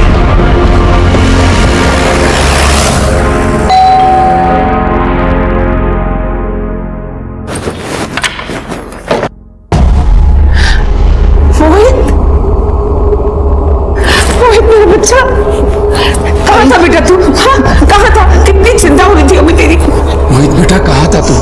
सारे घर को परेशान कर दिया तूने, इन लोगों को भी परेशान कर दिया। Thank you sir, thank you so much, बहुत बहुत धन्यवाद आप लोगों का। वैसे ये कहाँ मिला आप लोगों को? सबसे पहले आप हमें ये बात बताइए कि आरती के साथ उसके कमरे में हर रात कौन होता था? क्या हुआ? आप लोग चुप क्यों हैं? जवाब दीजिए। क्योंकि मोहित ने हमें यह बताया है कि वो आरती के साथ एक बेड में कभी सोया ही नहीं। कौन होता था उसके साथ? अरे साहब, ये तो कुछ भी बोलता है, खाली दिखने में बड़ा है, दिमाग तो इसका 10 साल के बच्चे जैसा है, कुछ भी बोलता रहता है ये। अच्छा, धर्मचंद जी आपको वारिस चाहिए था, तो जब आपको लगा कि मोहित लायक नहीं है तो आपने रोहित को भेज दिया आरती के साथ, है ना? सर अगर रोहित किसी लायक होता ना तो मुझे मोहित की शादी करवानी ही नहीं पड़ती। डॉक्टर ने साफ कह दिया था कि लड़का पैदा करना इसके बस की बात ही नहीं है। तो आपका मतलब मोहित झूठ बोल रहा है? सर अपने बचपने की वजह से ये कुछ भी बोल रहा है। सच तो ये है कि आरती के कमरे में यही सोता था उसके साथ। डीएनए टेस्ट के बाद तो ये पता चल ही जाएगा कि आरती के गर्भ में जो बच्चा था वो किसका था। गायकवाड़ तब तक एक काम करो, इन सबके फोन नंबर्स ले लो और जब तक ये केस सॉल्व नहीं होता आप में से कोई भी ये शहर छोड़कर जा नहीं सकता।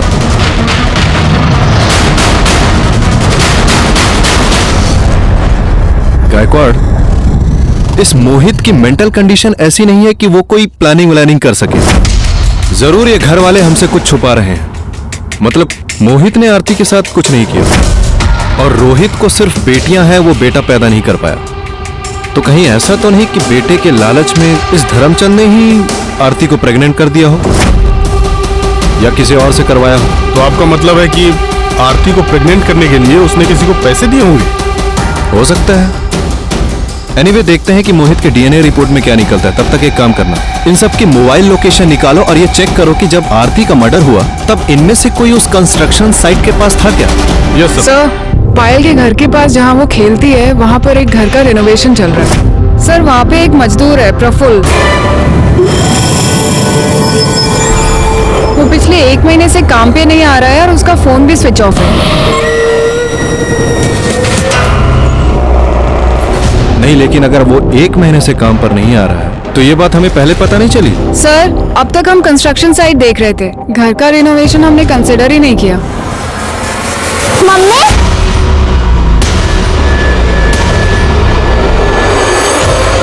सर और अमरावती के एक गांव में उसकी बीवी रहती है, वहाँ पे वो लगातार फोन करते रहता है। पीसीओ से? यस सर, पीसीओ का लोकेशन ओमेगा मॉल दिखा रहा है और हमारी टीम वहाँ पे सिविल में है। सर जैसे ही कोई प्रफुल्ल की बीवी का नंबर डायल करेगा हम उसे पकड़ लेंगे।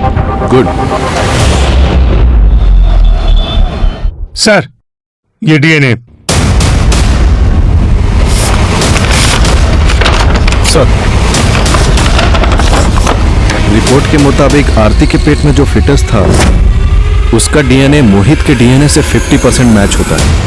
इसका मतलब जिसने भी आरती पर जबरदस्ती की है वो मोहित का ही फैमिली मेंबर है। मतलब ये धर्मचंद हमसे कुछ छुपा रहा है। ये दूसरा लेटर क्या है? सर मैंने खोला नहीं, इस पर आपका नाम लिखा है।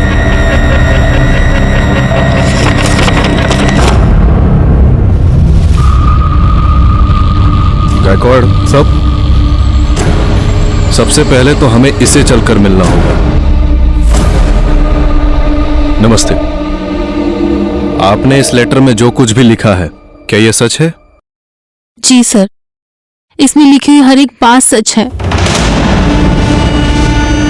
मेरे ससुर हर किसी को दबा के रखना चाहते हैं और सिर्फ उनके हिसाब से यूज करने की चीज है बस, फिर चाहे वो घर का वारिस ही पैदा करना क्यों ना हो। जब मेरी 2 बेटियां हुई तो उन्होंने मुझे और मेरे पति को बहुत गालियां दी और हमें फोर्स किया बेटा पैदा करने के लिए। लेकिन जब मैं प्रेग्नेंट नहीं हो पाई तो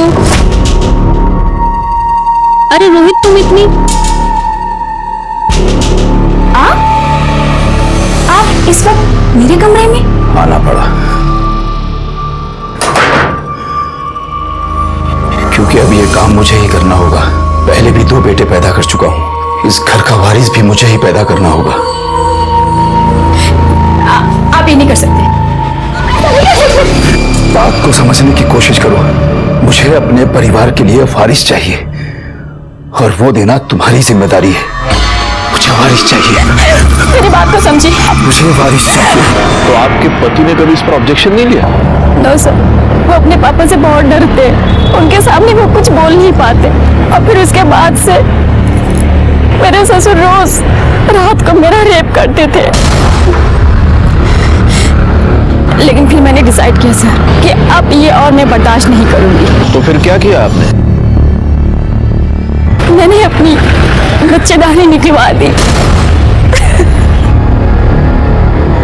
और उन्होंने आपको ये करने दिया? नहीं सर, सच बोलती तो नहीं करने देते। मैंने कहा कि डॉक्टर ने कहा इन्फेक्शन हुआ है, यूट्रस निकालना पड़ेगा। अब जब मैं उनके किसी काम की नहीं रही तब उन्होंने मोहित की शादी करने की सोची। कौन है तू? कौन है? मेरे कमरे में क्या कर रही है? तू कौन है और तू यहाँ क्या कर रहा है? ये मेरा कमरा है। चल निकल इधर से। चल निकल। झूठे जा, ये मेरा कमरा है। आंटी ने बोला जा तू। मेरे ससुर के घटिया तौर तरीके अपनाने के बाद भी मोहित और आरती एक साथ बेड पे सोने के लिए नहीं राजी हुए। नहीं, मैं नहीं करूंगा। ये गंदी बात है, मैं नहीं उतारूंगा। कोई गंदी बात नहीं है, कपड़े निकाल। नहीं, मैं नहीं करूंगा। मैं नहीं करूंगा। मैं नहीं करूंगा। जब मोहित ने मना कर दिया तो वो आरती के साथ भी वही करने लग गए जो वारिस पाने के लिए वो मेरे साथ किया करते थे। हर रात उसके साथ जबरदस्ती करने लग गए थे। फिर आरती को धीरे धीरे ये सब अच्छा लगने लग गया। ये खेल बहुत अच्छा है, मुझे बहुत मजा आता है। और उसने अपने बचपने में ये सारी बातें सबको बता दी, यहाँ तक कि हमारे मोहल्ले में राजन टिकले को भी बता दिया। राजन टिकले इस चीज का फायदा उठाने लग गया और वो मेरे ससुर को ब्लैकमेल करने लग गया। सर मेरे ससुर बहुत लालची है, उन्हें ऐसा पैसा लुटाना बिल्कुल अच्छा नहीं लग रहा था। और ऊपर से आरती की ये बातें सबको बताने की वजह से उनकी जेल जाने की नौबत आ सकती थी। और फिर उस दिन जब आपने बताया कि आरती का मर्डर हो गया। आपको ऐसे नहीं लगता कि आपके बेटे का घर बसाने की आपकी इच्छा नहीं आरती की जान लेगी? तब तो सर मुझे बिल्कुल यकीन हो गया कि इसमें मेरे ससुर का कोई ना कोई जरूर हाथ है। ये सब बातें सर मैं आपको उनके सामने नहीं बता सकती थी, इसलिए मैंने आपको लेटर लिखा। प्रीति, आपने बहुत बहादुरी का काम किया है और आप चिंता मत कीजिए। धर्मचंद ने आपके साथ और आरती के साथ जो भी किया है उसके लिए उसे हम सजा जरूर दिलवाएंगे। प्रीति ठाकुर ने हमारी बहुत मदद की थी। जैसे कि हमें पहले से ही अंदाजा था, धर्मचंद ने वो सारे घिसे पिटे डायलॉग बोल डाले कि वो बेकसूर है, हम उसे फंसाने की कोशिश कर रहे हैं। बहरहाल हमने उसे अरेस्ट किया और उसका डीएनए टेस्ट करवाया। हालांकि हमारे सामने ये प्रॉब्लम अभी भी थी कि अगर धर्मचंद का डीएनए मैच भी हो जाता तो ये साबित करना मुश्किल था कि आरती का मर्डर उसने किया है। तभी डीएनए टेस्ट के रिपोर्ट सामने आए और ये साबित हो गया कि आरती के पेट में जो फीटस था वो धर्मचंद का ही था। वो बच्चा मेरा था, मुझे अपने परिवार के लिए वारिस चाहिए था। ये पीड़ा आप लोग नहीं समझेंगे, लेकिन इस पीड़ा को मेरी पत्नी अच्छी तरह समझती थी, इसीलिए उसने इस मामले में मेरी मदद की। पहले प्रीति के साथ, उसके बाद आरती के साथ। लेकिन आरती इतनी बड़ी पागल थी कि उसने सारे मोहल्ले में ढिंढोरा पीट दिया, जिसकी वजह से वो राजन मुझे ब्लैकमेल कर रहा था। और राजन से बचने के लिए तुमने आरती का खून कर दिया। मैंने किसी का खून नहीं किया। मैं उसे क्यों मारूंगा भला? मुझे तो उससे वारिस चाहिए था। जो उसके जाने के बाद अब तो इम्पॉसिबल है। झूठ मत बोलना धर्मचंद, हमारे पास गवाह है। आपका गवाह झूठ बोल रहा है। और वैसे कौन है आपका गवाह? मेरी पत्नी, मेरा बेटा या उसकी पत्नी?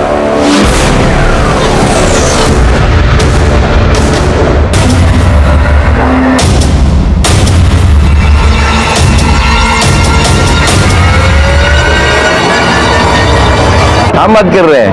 अरे एक चाय दे रे।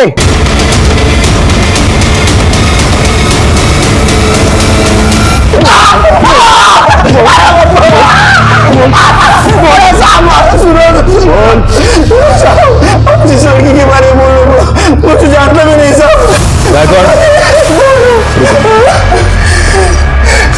12 साल की बच्ची को तू लड़की बोलता है, हा? इसका डीएनए टेस्ट करवा। पायल के पेट में जो गर्भ मिला उसे मैच करके देखो। लेकिन तुझे मैं एक बात बताता हूँ, अगर तेरे डीएनए टेस्ट का रिपोर्ट पॉजिटिव आया तो उसके बाद गायकवाड़ तेरे को इतना मारेंगे कि तेरे 2 पैरों पे तू कभी जिंदगी में खड़ा नहीं हो पाएगा। इसलिए मेरी एक सलाह है कि जो भी है अभी सच बता दे। गायकवाड़ का गुस्सा बहुत खतरनाक है। सब बताता हूँ सब। मैं बहुत दिनों से सोच रहा था, वो उधर ही बाजू में खिलती थी गार्डन में, तो मैंने चॉकलेट का लालच देके उसे फंसा लिया सर। मैं जानता था सर वो गूंगी बहरी है, वो किसी को कुछ बता नहीं पाएगी, इसलिए मैं ये मौका हाथ से जाने नहीं देना चाहता था सर। साहब माफ कर दो, गलती हो गई मुझसे। साहब आरती के बारे में पता? आरती को ही तूने मारा ना? आरती को भी चॉकलेट का लालच दिखाकर तू कंस्ट्रक्शन साइट पर ले गया, उसके ऊपर रेप करने की कोशिश की। जब वो चीखी चिल्लाई तो तूने उसको भी मार दिया। सच में मैंने किसी को नहीं मारा साहब। सुनो साहब, आरती के बारे में आप कुछ नहीं जानते साहब। ये तो साबित हो गया कि पायल का रेप प्रफुल्ल ने किया था। यह भी साबित हो गया कि धर्मचंद आरती पर रेप किया। पर यह कैसे साबित होगा कि आरती का मर्डर किसने किया? मर्डरर ने कुछ ना कुछ गलती तो की ही होगी। एक काम करो, पता करो कि किसी दुकान पर आरती चॉकलेट लेने गई थी क्या? क्योंकि हो सकता है कि जो मर्डरर है वो चॉकलेट का लालच दिखाकर आरती को अपने साथ ले गया हो। सब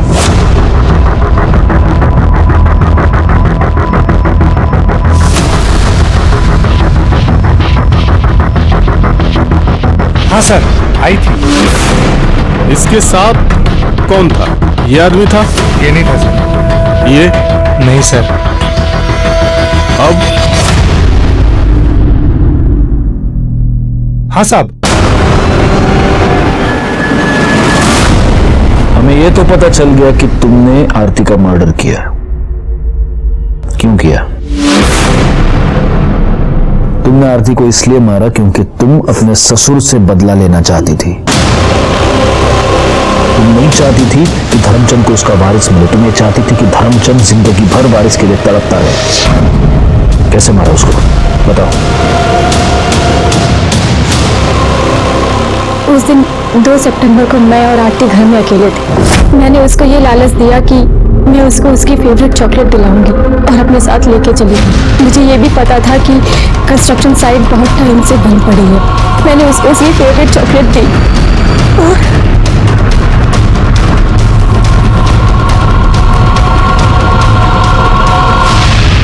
हाँ, मैंने ये सब इसलिए किया क्योंकि मैं चाहती थी वो घटिया और बुढ़ा इंसान सारी जिंदगी जेल में सड़े, उसको उसके पापों की सजा मिले। अगर ऐसा था तो तुम पुलिस के पास क्यों नहीं आई? उसके लिए आरती को मारने की क्या जरूरत थी? लेकिन तुमने अपने आप को भगवान समझा और उस सारे चक्कर में तुमने एक मासूम लड़की की जान ले ली। हमारी ये थ्योरी गलत साबित हुई कि आरती और पायल के केस के बीच कोई कनेक्शन है। इन 2 बच्चियों के बीच सिर्फ एक ही कनेक्शन था कि ये दोनों डिसेबल थी। ऐसे बच्चों के साथ हमें हमदर्दी होनी चाहिए, लेकिन यहाँ पर उन्हें शिकार बनाया गया। प्रफुल्ल ने पायल पर रेप किया और प्रीति ठाकुर ने आरती को धर्मचंद से बदला लेने का जरिया बनाया और धर्मचंद ने वारिस पाने का। जब तक ऐसे अमानवीय लोग हमारे समाज में हैं, ऐसे बच्चों के पेरेंट्स और गार्जियंस को सतर्क रहने की बहुत जरूरत है, क्योंकि ये बच्चे गुनाह की दस्तक को समझ नहीं पाते, उसे आपको समझना है। मैं सीनियर इंस्पेक्टर राजेश यादव आपसे विदा लेता हूं। दोबारा मिलूंगा, तब तक सतर्क रहिए और देखते रहिए क्राइम पेट्रोल दस्तक, क्योंकि मकसद बताना नहीं, बचाना है। जय हिंद। क्राइम पेट्रोल के ऐसे ही मजेदार एपिसोड्स देखने के लिए हमारे चैनल को सब्सक्राइब करें